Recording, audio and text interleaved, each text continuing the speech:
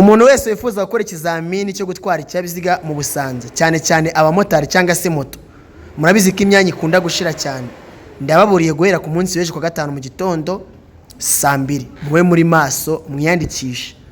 Uragenda ukajya ku rubuga ukiyandikisha nk'ibisanzwe, mu gihe utaba utabizi ukegera umwagentire bakagufasha kwiyandikisha. Nkunda kubisubiramo kenshi, kwiyandikisha bikorwa nibura uwa gatanu wa nyuma y'ibyumweru 2.